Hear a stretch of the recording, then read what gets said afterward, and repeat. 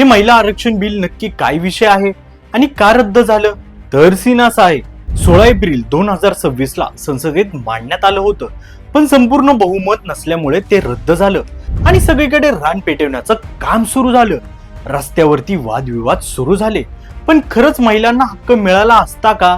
खरंच गरिबाची महिला निवडून आली असती की पुन्हा नेत्याची बायको, मुलगी यांनाच संधी मिळाली असती? आरक्षण तर SC ST ला पण आहे, पण एकदा तरी पंतप्रधान दुसरं मोठं पद भेटलं आहे का?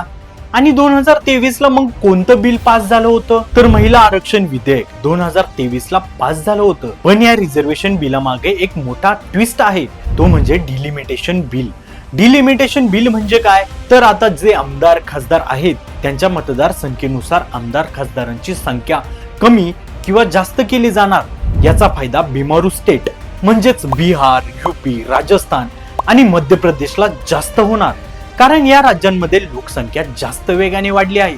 आणि याचं नुकसान महाराष्ट्र, तमिळनाडू, केरळ, कर्नाटक आणि आंध्र प्रदेशला होणार, कारण या राज्यांनी पॉप्युलेशन कंट्रोल आणि डेव्हलपमेंट कडे लक्ष दिलं आहे. हे स्टेट हम दो हमारे दो किंवा त्याहूनही कमी फॅमिली प्लॅनिंग फॉलो करत आहेत आणि ते सुसंस्कृत आणि सुशिक्षित लोकसंख्या आहे as compared to UP, Bihar, MP आणि राजस्थान. आणि ज्या राज्यात आमदार खासदारांची संख्या वाढेल ते राज्य बहुतेक वेळा एकाच पक्षाला सपोर्ट करतात आणि त्यामुळे देशाच्या पॉवर बॅलन्सवर परिणाम होऊ शकतो.